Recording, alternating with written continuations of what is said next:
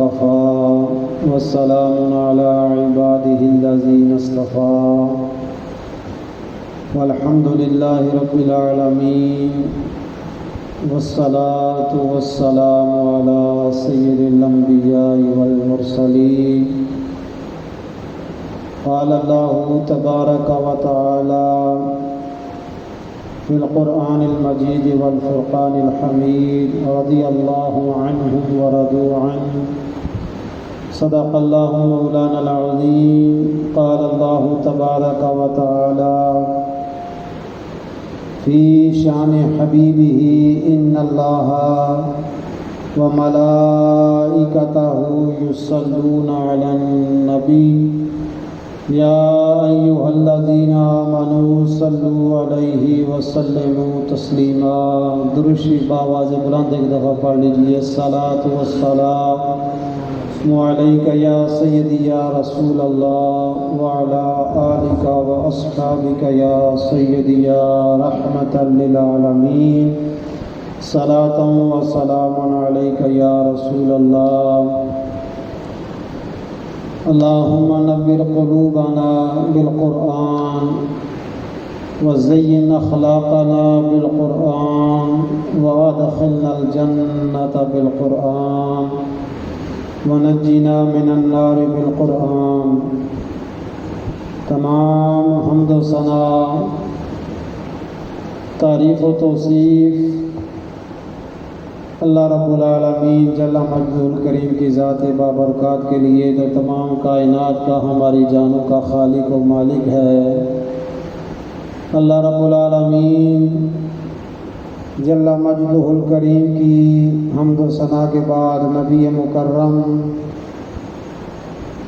شفیع معظم، رسول محتشم، اللہ کے پیارے، امت کے سہارے، رب کے محبوب، والی کون و مقام، باعث تکوین عالم، فخر عرب و عجم، جناب احمد مجتبی محمد مصطفیٰ صلی اللہ تعالی علیہ وآلہ وسلم کی ذات پر ہر قسم کے درود و سلام۔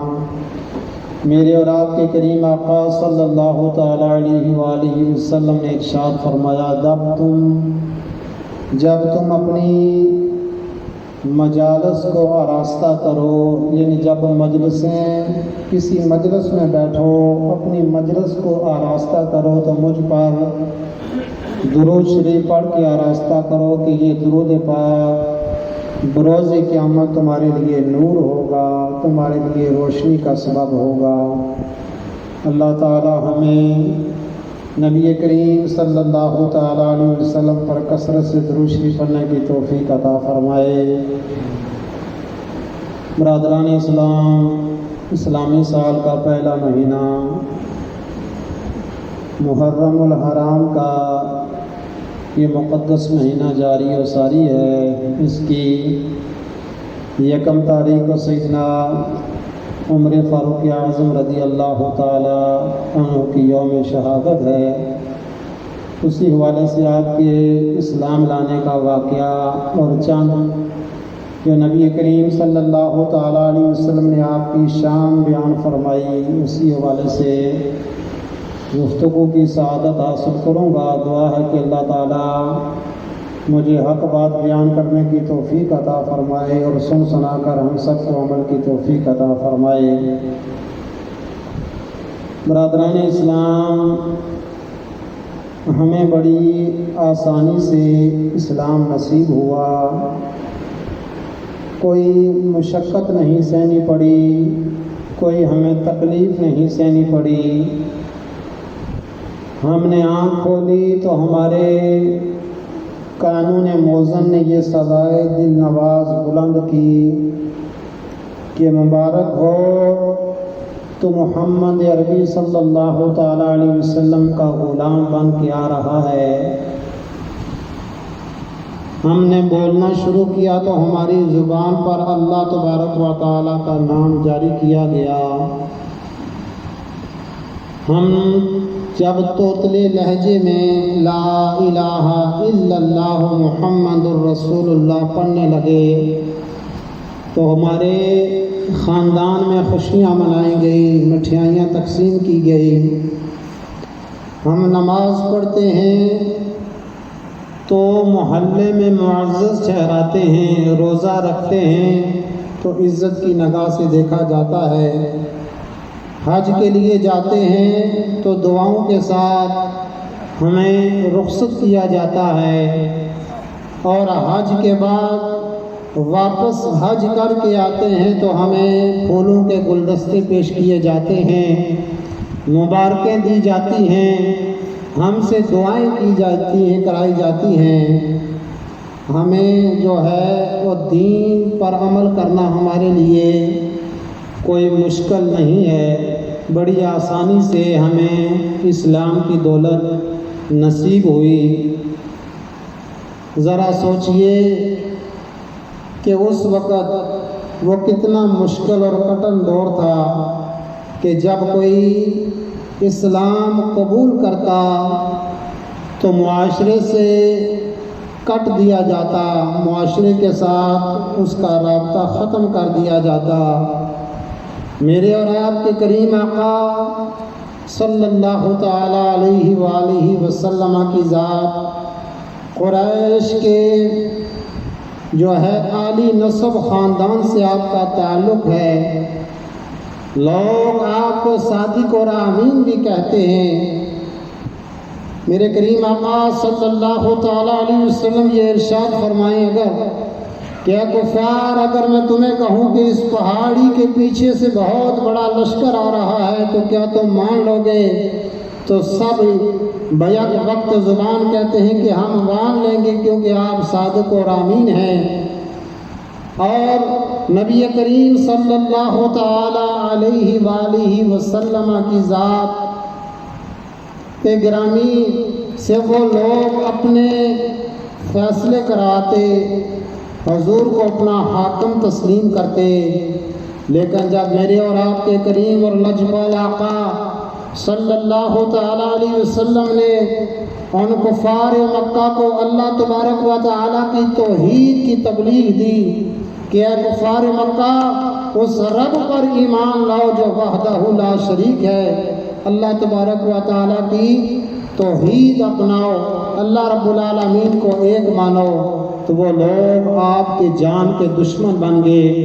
جب نبی کریم صلی اللہ تعالیٰ علیہ وسلم نے انہوں نے اسلام کی دعوت دی تو حضور صلی اللہ تعالیٰ علیہ وسلم کے ساتھ انہوں نے بائیکاٹ کر دیا، حتیٰ کہ 3 سال میرے اور آپ کے کریم آقا صلی اللہ تعالیٰ علیہ وآلہ وسلم کی ذات اور آپ کے صحابہ کرام علیہم رضوان شعیب ابی طالب کہ اس شعیب ابی طالب کے ایک گاٹی کے اندر حضور صلی اللہ تعالیٰ علیہ وسلم کو بند کر دیا گیا، اور انہوں نے حضور صلی اللہ تعالیٰ علیہ وسلم سے تعلق توڑ لیا۔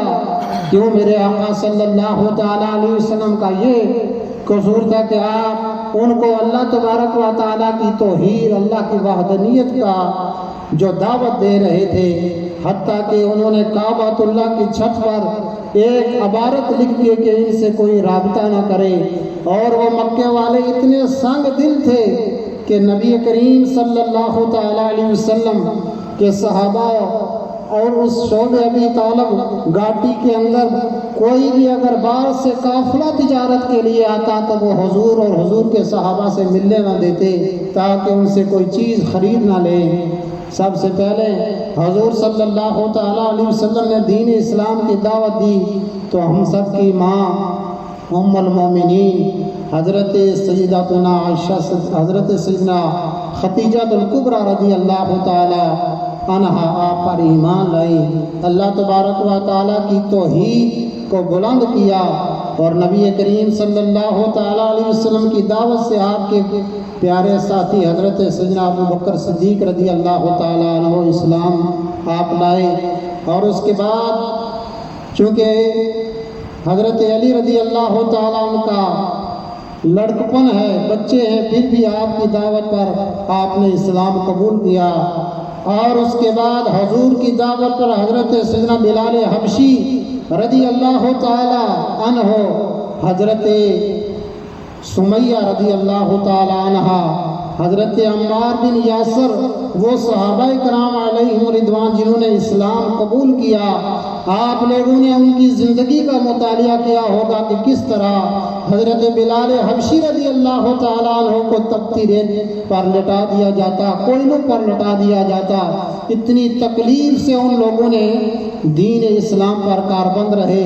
حضرت سمیہ رضی اللہ تعالیٰ عنہ کہ جن کو نیزہ مار کر شہید کر دیا گیا، اسلام کی پہلی شہیدہ خاتون ہیں۔ الغرض جب لوگ اسلام قبول کرنے لگے، 38 کے قریب تعداد پہنچی، تو کفار تو یہ چاہتے تھے کہ کوئی ایک بھی نہ حضور صلی اللہ تعالیٰ علیہ وسلم کی دعوت پر ایمان لائے۔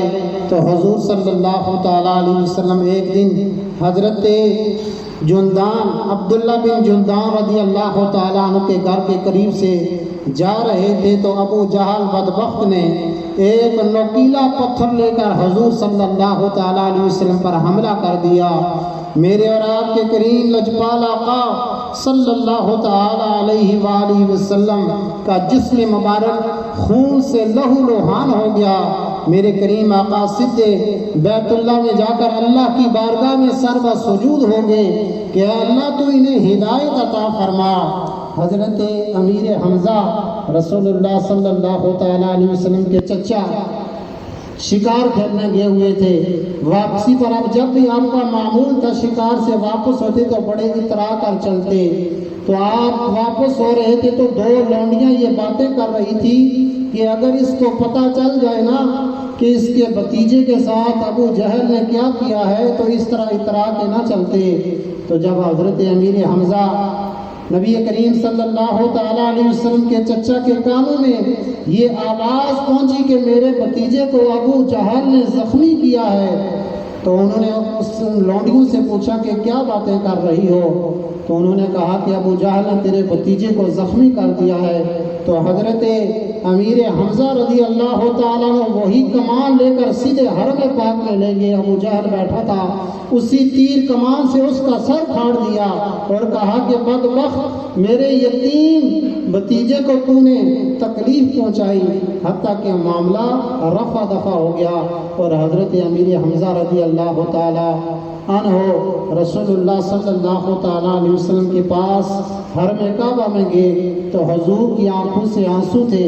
تو حضرت امیر حمزہ کہتے ہیں کہ اے میرے بھتیجے، جس نے تجھے تکلیف دی میں نے بدلہ لیا ہے، میں نے اس کا سر پھاڑ دیا ہے۔ رسول اللہ صلی اللہ تعالیٰ علیہ وسلم خاموش رہے۔ تو امیر حمزہ کہتے ہیں کہ آپ خوش نہیں ہوئے؟ تو نبی کریم صلی اللہ تعالیٰ علیہ وسلم کہتے ہیں کہ میرے چچا، میں اس وقت خوش ہوں گا کہ جب آپ ایک اللہ تبارک و تعالیٰ کی وحدانیت کا اعلان کریں گے، آپ اسلام قبول کریں گے۔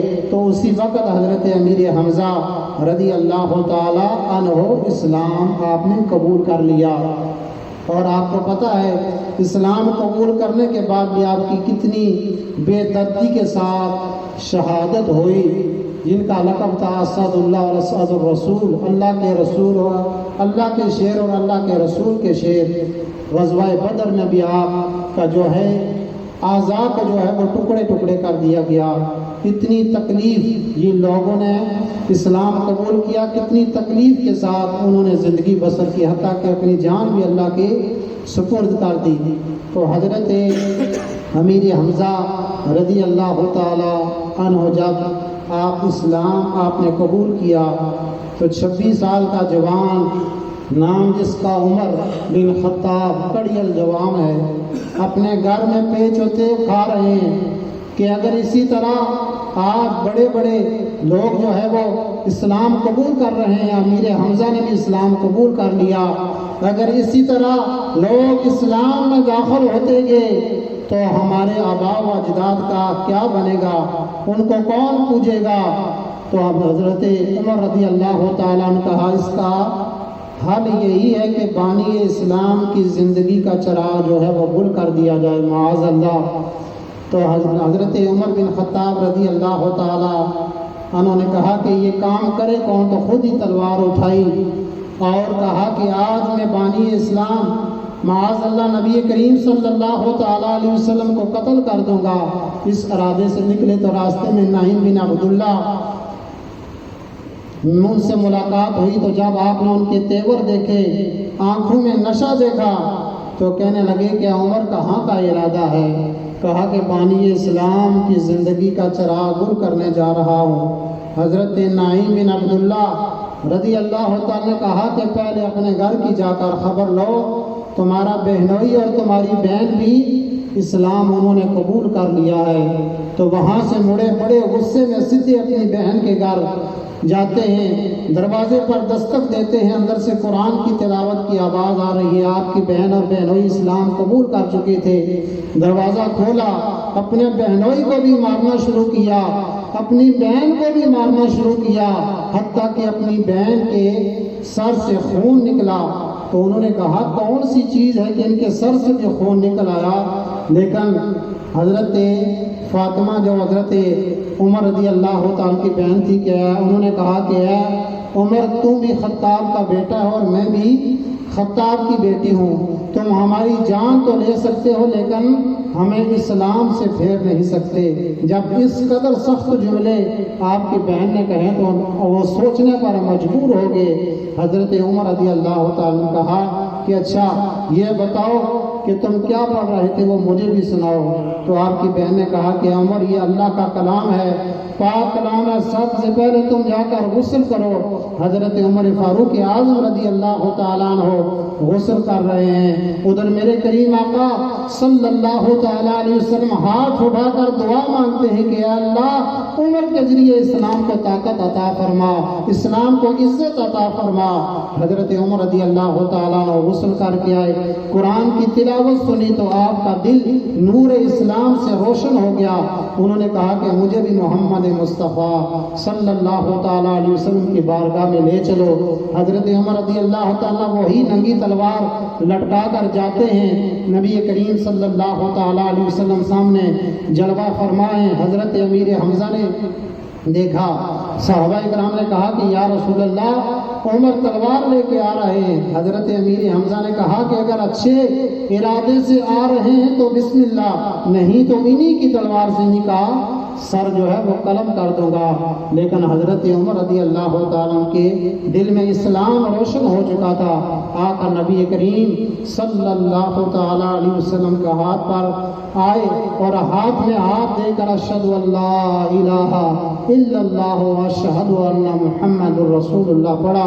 جب حضرت عمر رضی اللہ تعالیٰ انہوں نے اسلام قبول کیا تو بلند آواز سے صحابہ کرام نے یہ نعرہ لگایا اللہ اکبر اللہ اکبر۔ تو نبی کریم صلی اللہ تعالیٰ علیہ وسلم کے ہاتھ پر آپ نے اسلام قبول کیا۔ جب حضرت عمر رضی اللہ تعالیٰ عنہ نے اسلام قبول کیا تو آپ کی وجہ سے اسلام کو غلبہ و عزت ملی۔ آپ کی وجہ سے آپ نے اعلان کیا کہ یا رسول اللہ ہم حق پر ہیں اور ہم خانہ کعبہ میں جا کر کفار مکہ کے سامنے ہم جا کر نمازیں پڑھیں گے۔ آپ نے اعلان جو ہے وہ مکہ مکرمہ میں بیت اللہ میں جا کر نمازیں ادا کی۔ ساری زندگی نبی کریم صلی اللہ تعالیٰ علیہ وسلم کے وزیر بن کر رہے۔ حضور نبی کریم صلی اللہ تعالیٰ علیہ وآلہ وسلم کی جتنی بھی منصوبہ بندیاں تھیں حضور صلی اللہ تعالیٰ علیہ وسلم کے ساتھ مشاورت میں رہتے اور نبی کریم صلی اللہ تعالیٰ علیہ وسلم کی ساری زندگی جو ہے وہ غلامی میں بسر کر دی۔ نبی کریم صلی اللہ تعالیٰ علیہ وسلم کے وفات کے بعد حضرت ابو بکر صدیق رضی اللہ تعالیٰ خلیفہ بنے۔ اس کے بعد حضرت عمر رضی اللہ تعالیٰ عنہ خلیفہ بنے اور جو ہے آپ کم و پیش جو ہے وہ 11 سال منصب خلافت پر فائز رہے۔ نبی کریم صلی اللہ تعالیٰ علیہ وسلم کی کئی حدیثیں ہیں آپ کی شان میں۔ میرے کریم آقا صلی اللہ تعالیٰ علیہ وسلم نے فرمایا اگر میرے بعد کوئی نبی ہوتا تو وہ عمر ہوتے۔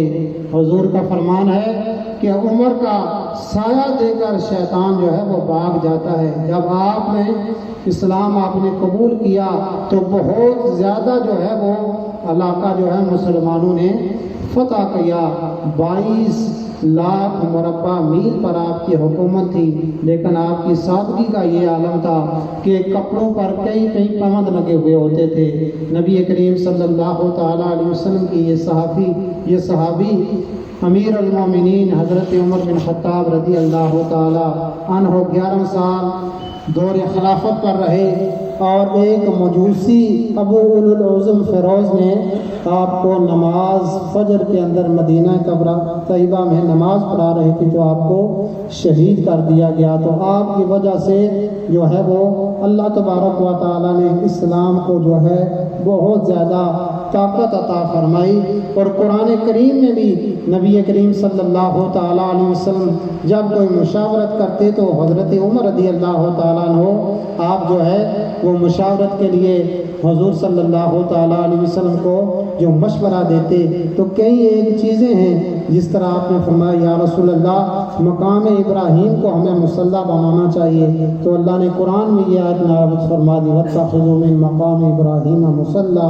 حضرت عمر رضی اللہ تعالیٰ عنہ ایسے حکمران رہے کہ آپ فرماتے ہیں کہ میرے دور خلافت میں اگر بکری کا بچہ بھی جو ہے وہ دریائے فرات میں مر گیا تو مجھ سے پوچھ ہوگی۔ اللہ تبارک و تعالی حضرت عمر فاروق اعظم رضی اللہ تعالیٰ عنہ کے صدقے ہمیں بھی نیک اور اچھے حکمران عطا فرمائے۔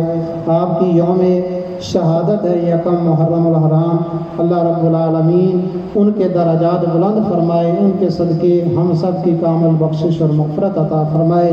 جیسا کہ آپ کو معلوم ہے محرم الحرام کا یہ مہینہ جس میں کثرت کے ساتھ جب یہ مہینہ آتا ہے تو یوم عاشوراء بھی ہے، اور بالخصوص واقعہ کربلا امام علی مقام امام حسین رضی اللہ تعالیٰ عنہ کی یوم شہادت بھی 10 محرم الحرام کو ہے۔ تو اگلے جمعے کو انشاءاللہ تبارک و تعالی بعد نماز عصر، آج 3 محرم ہے، اگلا جمعہ 10 محرم کو ہوگا، تو اگلا جمعہ انشاءاللہ تبارک و تعالی بعد نماز عصر، جمعے کے بعد جو ہے عصر کی نماز کے بعد سیدنا امام علی مقام امام حسین رضی اللہ تعالیٰ کی شان میں محفل کا اہتمام کیا گیا۔ تمام دوست جو ہے اس محفل میں ضرور شرکت فرمائیں، اور لنگر انشاءاللہ تبارک و تعالیٰ بنایا جائے گا۔